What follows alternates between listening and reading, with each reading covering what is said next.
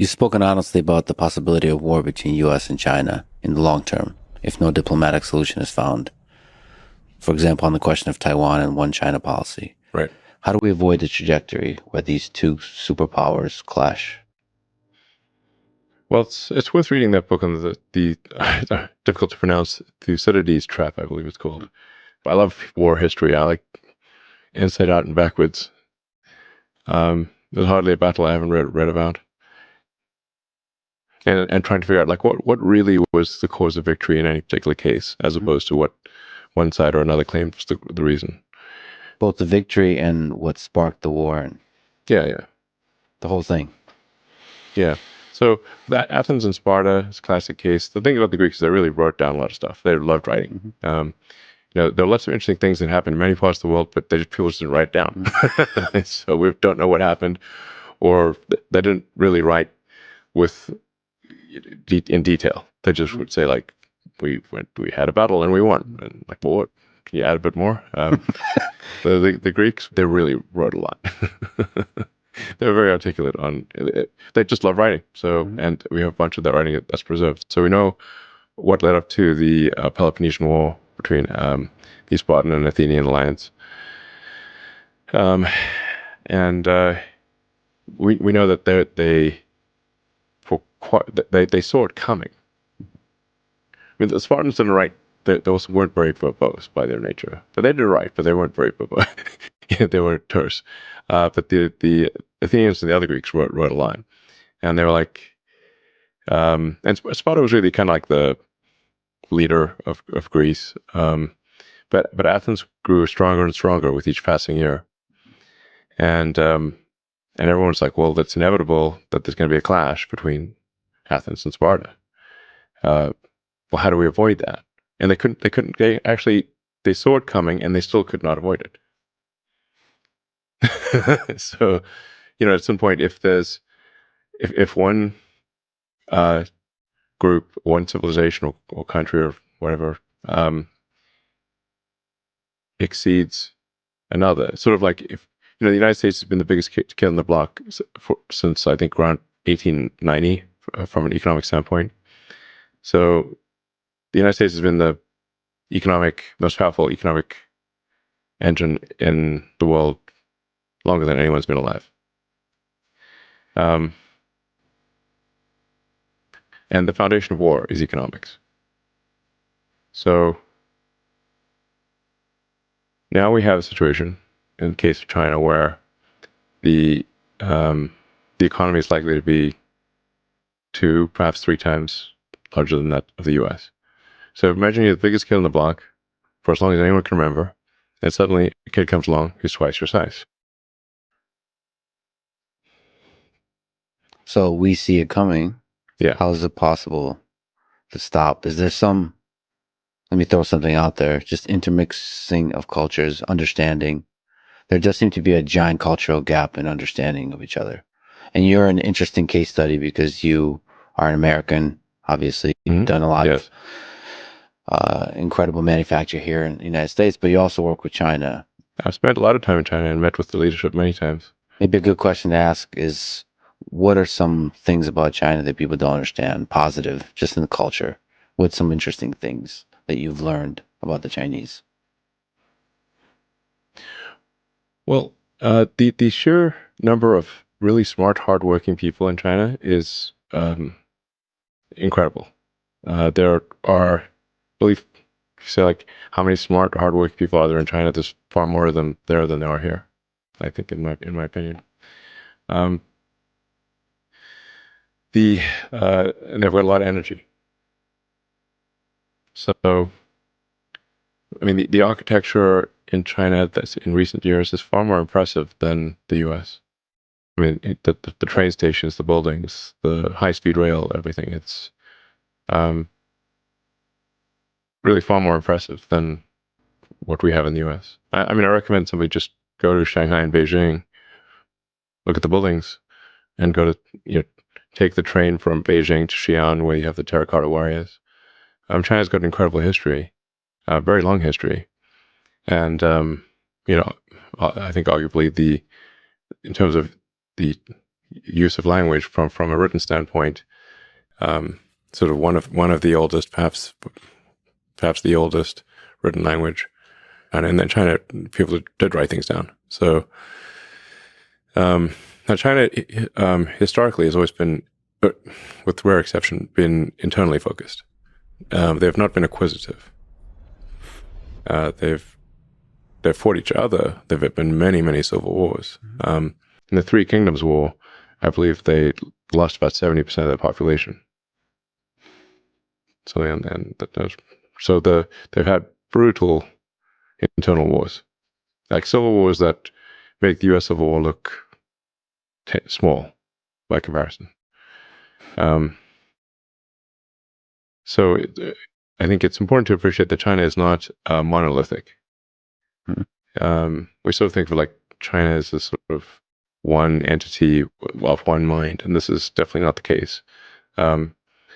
From what I've seen, and I think most people who understand China would agree, that people in China think about China 10 times more than they think about anything outside of China. So it's like 90% of their consideration is, is internal. Well, isn't that a really positive thing when you're talking about the collaboration and the future peace between superpowers? When you're inward facing, which is like focusing on improving yourself versus focusing on, Yeah. quote unquote, improving others through military might. The good news, the history of China suggests that China is not acquisitive, meaning they're not going to go out and invade a whole bunch of countries.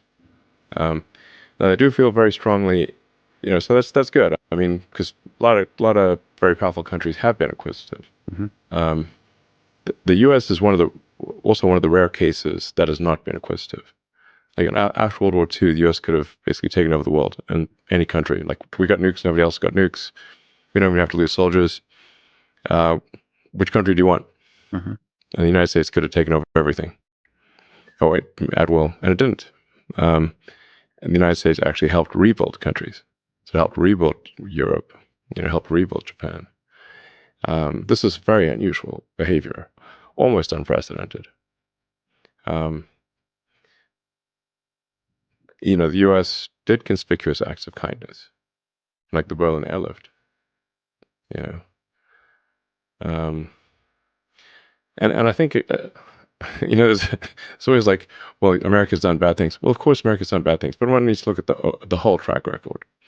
And just generally, one sort of test would be, how do you treat your prisoners of war? Or let's say, no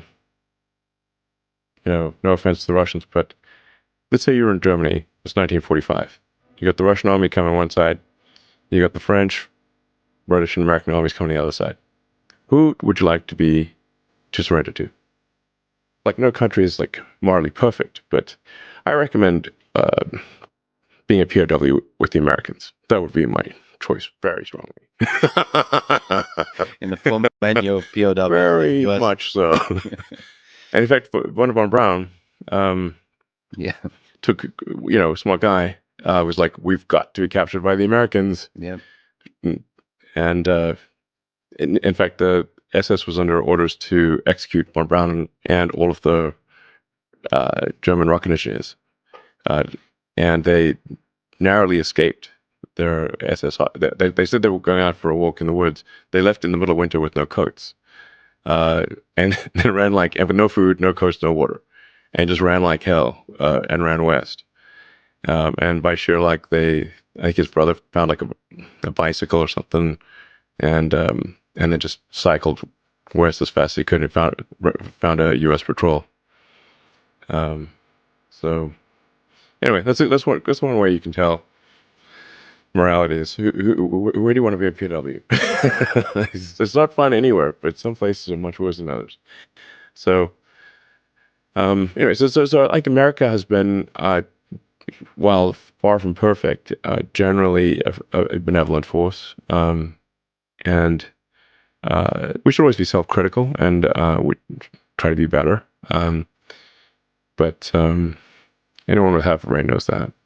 So I think there are, in this way, China and the United States are similar.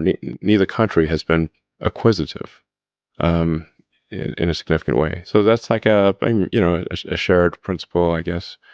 Now China does feel very strongly about Taiwan. They've been very clear about that for a long time. From their standpoint, it would be like one of the states is not there like Hawaii or something like that, but more significant than Hawaii. Um, and Hawaii is pretty significant for us. So they view it as really that there's a fundamental part of China, the island of Formosa, now Taiwan, that is not part of China but should be. And the only reason that it hasn't been is because of the U.S. Pacific Fleet. And as their economic power grows and as their military power grows, the thing that they're clearly saying is their interest will, clearly be materialized. Yes. China has been very clear that they will incorporate Taiwan peacefully or militarily, but that they will incorporate it from their standpoint is 100% likely. Something you said about conspicuous acts of kindness. As a geopolitical policy, it almost seems naive, but I'd venture to say that this is probably the path forward, how you avoid most wars. Just as you say it, it sounds naive, but it's kind of brilliant. If you believe in the goodness of underlying most of human nature, it just seems like conspicuous acts of kindness can reverberate through the populace of the countries involved. Yeah. Well, and de-escalate. Absolutely. So, after World War One, they made a big mistake. They basically tried to lump all the blame on Germany, and saddle Germany with impossible reparations. And really there was quite a bit of blame to go around for World War One, but they try to put it all on Germany, and that laid the seeds for World War Two. So that's a lot of people. Well, not just Hitler. A lot of people felt wronged, and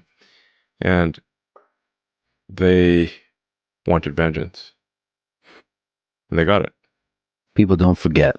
Yeah, you kill somebody's father, or mother, or son, daughter, they're not going to forget it. They will want vengeance. So after World War II, they're like, well, the Treaty of Versailles was a huge mistake in World War One.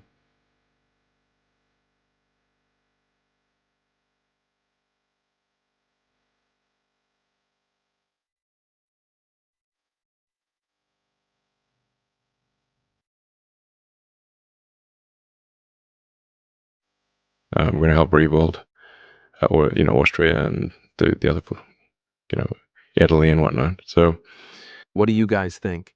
Do you guys think Elon is right about the China and US situation? Please leave your comment below. We would love to hear from you. Thank you for making it this far. If you like this video, you might want to share it with a like-minded friend. Thank you, and as always, stay blessed.